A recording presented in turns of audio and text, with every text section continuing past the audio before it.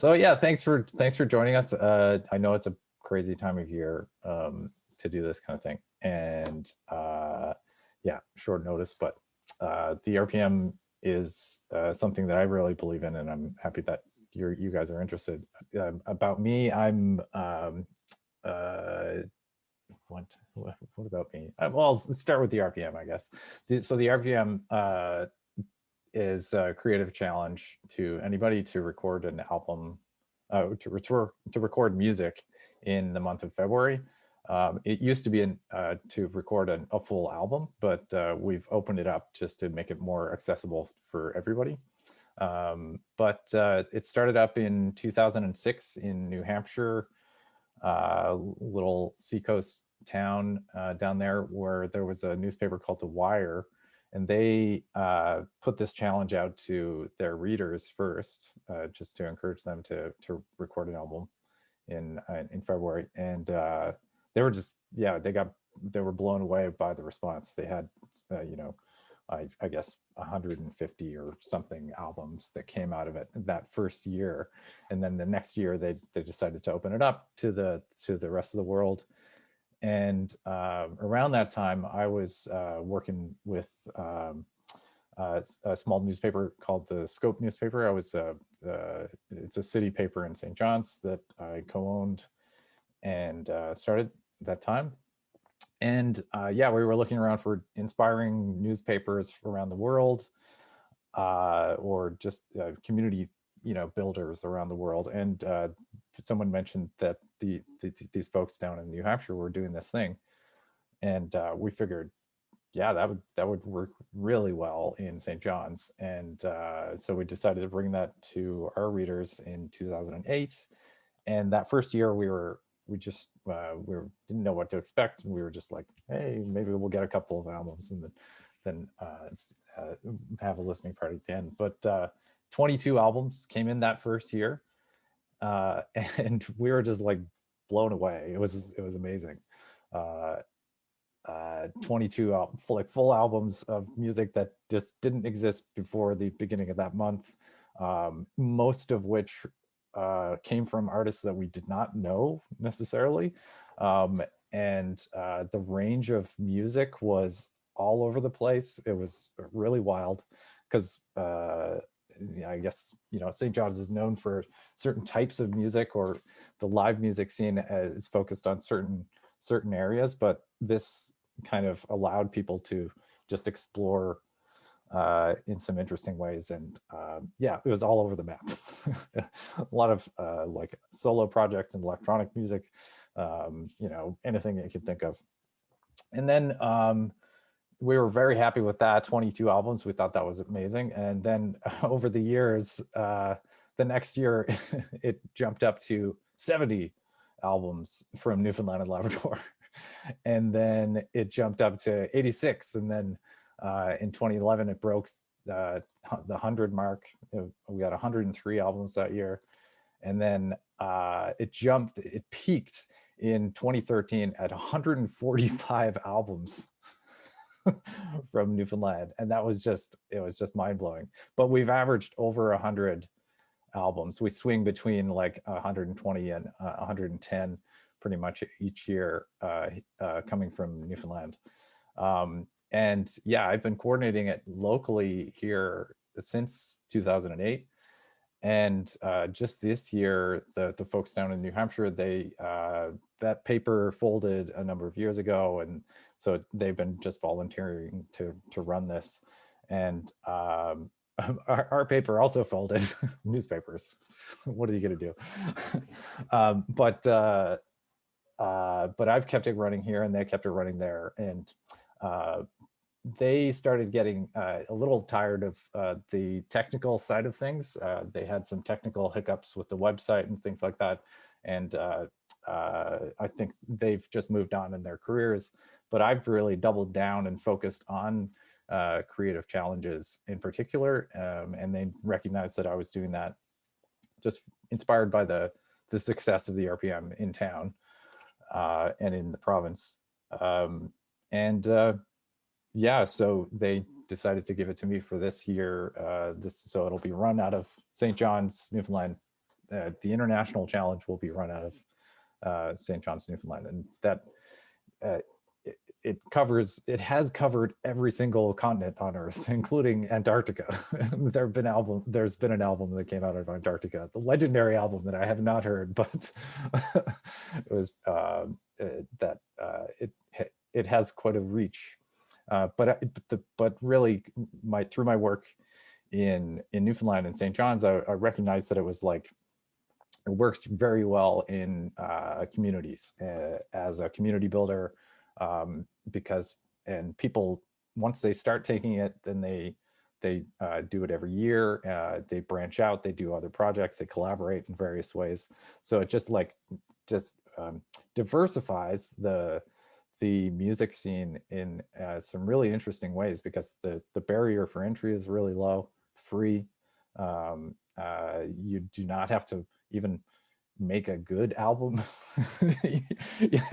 If you want to set out and make a bad album, you can try that. There's a band called This Is Terrible that I bring up every year, and they just have fun making noise, but they always fail because they have so much fun making the music that they end up doing, it ends up translating into the work. So yeah, that barrier is quite low, but and it's for beginners and for experienced musicians, and that's a really interesting combination, because it's a level playing field. There's no competition element. I guess there's mild competition because people in this, it's just that people in the same community are trying to outdo each other, but there's no like levels or rewards or anything like that, aside from just having made something at the end, and so you have it at the end of the month, and that didn't exist before, and it's a gift that you gave yourself, basically. We like to say that everybody's a winner in the RPM challenge, that there are no losers. Yeah, everyone's a winner. You get a car, you get an album, you get a record. So yeah, that's and over the years, actually, I've taken the kind of ideas behind the RPM challenge, the non-competitive, kind of deadline-focused idea, and translated it to a few other things. Just a couple of years ago, I started doing something called the stand-up challenge, where people encourage people to do stand-up comedy for the first time, and created these like little fail-proof rooms in a public space that people get to try out 5 minutes of material. Called them bomb shelters. It was very funny. And then it led up to a performance at the end of the month. So, and it's just a pattern that works. It's open to beginners and experienced musicians who, or artists who want to step outside themselves or create new material or things like that. So yeah, that's in a nutshell the RPM itself. Does anybody have any questions about it at this point? So I have tons of questions. Yeah, I sure. don't necessarily, and sorry, my meeting is here, but I'm not sure I really understand the whole concept. But Ron, you'll figure it out here. So what do you do? So I did listen to one of the albums, because it seems to run together. Is that right? Do they all, or like, do the songs run together? Did you visit the YouTube stream? That's just an online listening party. So that's we have loaded up all of the music submitted from 2020 from around the world, and it's just kind of streaming one by one. So what do we do with the album? So when the albums are created, what happens? Like what can we do with them? And from a radio perspective, because we've done our own local hub version in Peterborough for a number of years now, and basically, like it sort of takes the the fear away, because it's not this big international thing. So there are people locally who would do it internationally now and who would upload their stuff to like the international website, but who were too nervous to do it before. And what we did was about mid-January, we started promoting the idea that we're going to dare our community members to make an album. And then over the course of January, we provided some workshops on how to do DIY recording or how to do songwriting, which if we all join together and everyone's, physically distancing anyways, we can just share the same workshops online. So you have to do no output other than put up a couple of posters and play a PSA. And then for us, we ended up running programming after the RPM challenge, featuring some of the tracks that came in locally, to feature the artists who contributed and maybe do interviews with people. And so that's what it looked like at Trent Radio. It was inspiring our local musicians to submit their content to Trent Radio that we then played with interviews on the radio afterwards. But it's just like enabling local musicians, which is part of what we're supposed to do as community radio facilities. But right now you have Elling online who can like actually deliver workshops to your community to take the work off your hands, which is kind of joyful, right? Yeah, totally. And it's and everybody's socially distancing these days, so that's the focus for us. And we're talking to other organizations to help us do those workshops, so they'd be a diverse set of things, mainly focused on basic recording, advice and things like that. Yeah, the I have a journalism background, so I've always really enjoyed trying to dig out and find the stories behind the music. And locally, I've been surveying, as people hand in their material at the end of the month, just send them a couple of questions, and they're always happy to answer these questions because they love what they created and they're very happy about it. And then it uncovers a lot of really interesting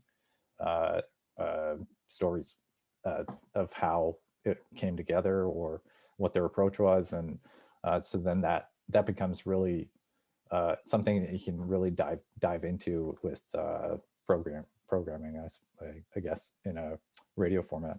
Yeah, so there's the finish line aspect, where people submit their material, and yeah, you can also, like, if people are apprehensive about releasing it to the universe and just want to release it to you, they can specify that it's really, I don't want it to get out of that space, just to put them more at ease, I guess. So another event that we typically do, and I guess this could be, it might be different for radio stations, but have a listening party. So after a couple weeks in March, you'd select, or you'd have the RPMers submit one track from their work, and they would create, so we'd create a playlist and people would listen to it together. And it's always a really good event. It's a positive, good event. Everybody's supportive. I'm getting so many messages in my ear here. Yeah, for some reason I feel nervous all of a sudden, but yeah, the listening party is a great idea because it brings people together at the end of the month. Everybody's kind of had this kind of shared experience, and it gives them an opportunity outside of the month to create, to just get together and, yeah.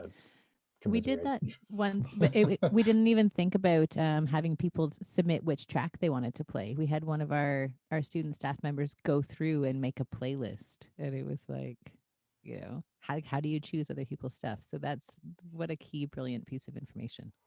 Yeah, either they submit, or it's usually the first track, unless it's like a little lead in 30-second track or something. But yeah, the listening parties, I think the biggest kind of most popular events are is the finish line. I think the finish line actually has a lot more kind of energy behind it than the listening parties do have energy behind them, but the kind of feeling that it's right now, that it's over and that I've submitted something. CBC has done locally a few live events where from the finish line at like at Rocket, they did a live broadcast and where they chatted with. It's always fun to chat with people who submit their material that day, because they're always super tired and love what they made. So. Do you think that's going to be different this year now? Like that Probably will everything, be. everyone's going to like be emailing their stuff in. Like, how could you recreate something like that remotely? Yeah, good question. I think, I mean, there are two online tools. I mean, you could create some kind of space like this, like a Zoom call, where people would drop in and be able to meet each other. There's a service where, I don't know. Did I show you this? The thing where you're just little individual character, and you can navigate around in a map, but it's like video conferencing. Oh, awesome. It's a little hard to explain, but so you can move around and go over to the corner bar area and talk to the people there, and go over to the different area. So virtually you can kind of create something like that, but it wouldn't be the same, of course, but we could emulate it. It just kind of happens on its own, and that's the joy of it. It's like you very much like community radio. It's like the possibility is more important than what you're doing, and just by like kind of throwing it out there and seeing who wants to participate, they kind of they create the end result, which is, I mean, you have to have a lot of faith and a really good backup plan. You know. Question: you're gearing this towards unpublished original material, or is there people doing covers, or I don't? No, it's a good question. It's it's always focused on new material, so new original material. Good. But there have been a handful of times when people have done trad albums or something, and it's but yeah, the focus is on creating something new. I was just going to say, I think that's where having the local hub comes into play, because you know your community better. And if you think you'd get a bunch of people doing some cover albums as part of the Canoe FM RPM challenge, then you can bend the rules. I don't know if I'm speaking out of turn here, but I sort of feel like that's why we did the Trent Radio version, so that we could make sure that the rules fit our community. Yeah, and having run the RPM locally, I understand that it's going to be different for everybody, and your community better. So if that is a thing that you would like to explore, I mean, I'd encourage people to try to create something new, because I think that's a, I don't know, it's a kind of a special thing. They could try to shift, do some mashups or something. I don't know. What is the definition of new? I mean, like that I know this is one thing that we've talked about, Elling, is like I think it's the point that, like, at Trent Radio, our attitude is that we're not going to turn people away, right? So, like, I mean, if someone participates and comes in with an album of traditional songs or an album of cover songs, I don't think it would be in the spirit of the thing to say, no, that doesn't count. You got to come back when you've done something different, the trash. Right? Like, so for us, like because we've done it for 3 or 4 years now. I mean, like the first year we did it, I did an album of traditional songs, and it's funny because people would say that's against the rules, and I would say, stop me, But our attitude is like it's this challenge, and it's this thing we're putting out in the community. And if someone comes in and says, I'm a local musician, here's what I created, I want to share it as part of this celebration, of course the answer is going to be, come on in, right?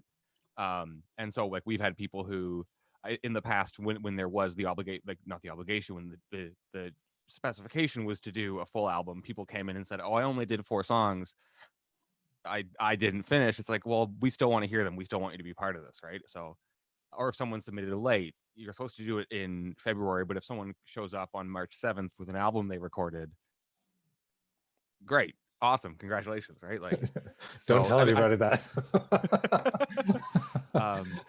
At least that's how we run it, right? And it's like, because it's, of course, there's the challenge and there's value in meeting the parameters and succeeding at it, but any participation, whether it meets the parameters that are up on the website or not, as far as I'm concerned, is still a really valuable thing to celebrate. Yeah, that's one. I mean, it's one of the reasons why we opened it up from remove the album requirement, or set. It's just like you set your own length goal, and that still has the same kind of feeling, but for it gives permission for people who have different levels of bandwidth or different things, barriers, to shoot for something and hit that mark. So without having to bend the rules. Andrea, I wondered, you're representing the Dawson City Music Festival. You've done that up there for a number of years. How did you start it up there? Well, I started with the festival in late 2016, and wanted some type of programming that was low cost and winter appropriate. And I love the RPM challenge. I'm normally based in St. John's, like from Newfoundland, and so I'm super familiar with the challenge. Like March comes around and it's my favorite time of year because there's all this new music to listen to. It's amazing. So I thought we would try it out, and it went over super well in the first year. We set up a jam space where people could drop in if they didn't have space to jam, and we had like weekly get-togethers, and we did a DIY recording workshop, and it went over super well. And I think that year we got like 8 or 10 albums, which was awesome considering it's a super tiny community. And then the next year, we did some similar stuff, and some folks in Whitehorse got involved, and they did, I think they somehow did an exhibition of like RPM album artwork down there. Wow. Which is pretty neat. I didn't get to check it out because, of course, I was like 7 hours north of everybody. And then the next year, our sort of facilitation dwindled a little bit just because of staff capacity and everything, but I've been thinking about it a lot this year, and I feel like it's the most pandemic perfect programming there could be, and I have staff support this winter, so we're super excited to sort of try to revive things there. There was a lot of buy-in right away when we first brought it up north, so I'm looking forward to that again too. Yeah, like we have the most amazing community radio station there, CFYT, and we did a listening party on a local radio show called Snowden, and it was absolutely hilarious. Like I ran to get a snack at the gas station, and they were like blasting the RPM albums in the grocery store. It was amazing. Yeah, that's great. And the interesting to hear that it was on the radio. I've always wanted it to be on the radio here, but it just never worked out. So I've always gone towards the internet to make that happen. But having a radio station seems like a perfect way to do it. It's great. I mean, everything in Dawson is on the radio, whether it's bingo, a concert, like Chamber of Commerce meetings. Everything is on the radio there. It's so great. Yeah. So throughout the next little while, people are able to sign up now on the international site, but it's not a necessity. They don't. It just I find that it helps with personally, if I sign up for something and I've kind of made a promise to myself to actually follow through. So that encouraging people to sign up is something that I try to focus on. Yeah, so then we would gather some local, some regional information about those people. So if anybody from your area would sign up, we'd be able to direct their email to you, so you could communicate directly with them, and that's part of the arrangement with our terms of service. Yeah, so that would put you directly in touch with them. And yeah, we'll have a couple of events throughout January focused on just getting the word out there, telling people what the story of the RPM is, and maybe playing some music on regular live stream that I'm going to be doing, and we're aiming to have that packaged and ready for radio stations to replay, and host a few online workshops, and pretty much that's about it. It seems like you can do a lot. You can like offer up a jam space, you can offer up like recording advice, but really it boils down to just like daring people to do something, and then just being available to receive it at the end, and helping spread the word about what they made at the end of that. And you guys are naturally good at that, so it just seems to make sense. I know. I think that this project is so suited to radio. Like, I think that, when we were doing it with Trent Radio, like from that space, it was like an automatic venue to play everything. And I still rely on the albums. And actually, because when there was like the 30 minutes or 10 track parameters, if I have a 30-minute block of open time on programming, I go and I take a whole album, and I know it's going to be about 30 minutes. And we have our archives, set up easily, like for our programmers to access, like when they're in studio. It's like the newest local music in the last 3 years of RPM albums that are available, and that's what people go to. And it's kind of amazing. Like it's such a cool way to also meet your community, because there are people who you never knew played music before. And I think about the buy-in from artists trying to get their stuff on community radio, because some people like make albums and then forget to actually bring it to Trent Radio locally, because they're like, oh, you wouldn't want to play it, or not wanting to self-promote. But having this other way to invite people to actually come and realize the value of participating with community radio, like it's just been such a perfect fit. And I hope that we can kind of share this idea to more stations in the campus and community sector, because it's so cool for the station and the community. Great. Well, I guess if Ron, do you have any more questions, or?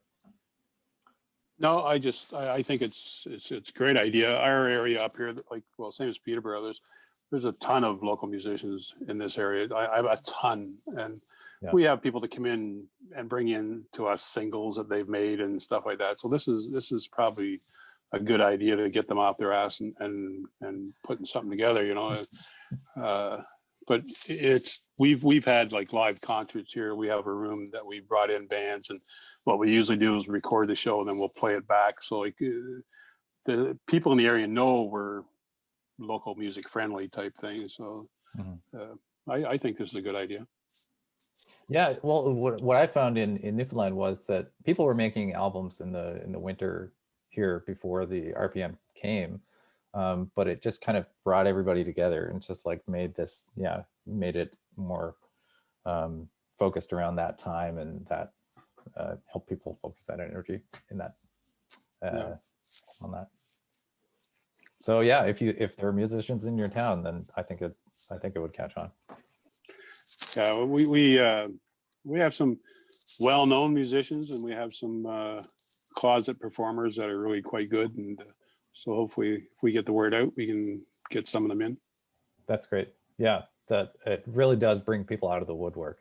Like I'm always surprised at who. Yeah, you're like Jill. You mentioned that you're surprised that that I didn't even know you made music or were interested in making music.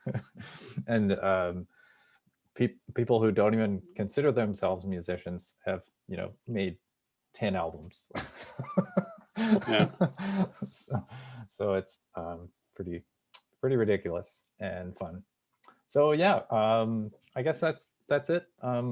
Thanks for joining us today, and thanks to Andrea and Jill and Rob for chipping in their knowledge about it. And yeah, rbmchallenge.com now. Being challenged.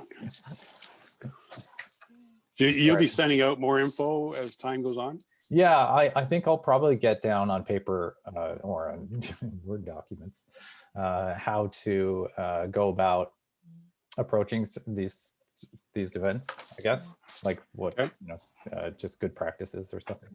So in previous years, when I was going out of Portsmouth, there was like a Google document shared around with like, here are some things we're doing, and like here's the logo and things like that. Yeah. Are you planning on doing something like that again this year? Like a press kit kind of set of tools. Yeah, for sure.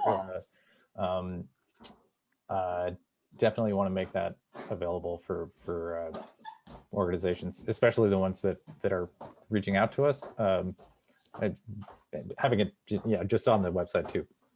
It makes sense too. Perfect. Yeah. We're gonna start working on some promo stuff. So I will touch base with you about that. Great. Very happy with the logo this year. Jose Gonzalez is excellent. The little doodle guys on the islands. Did you see it yet, Andrea? I did. It's Yeah. amazing. I didn't realize Jose did that. Oh yeah, he's done the poster locally since pretty much the beginning, actually. Awesome. Since the 2010s anyway, when he first arrived in Newfoundland. Mhm. But anyway, great. Okay, everybody, thanks for your time. And we'll be in touch. And good luck with the holidays. Sweet. See you guys. Thank you so much for your time and your Thanks. energy. You too. Take care.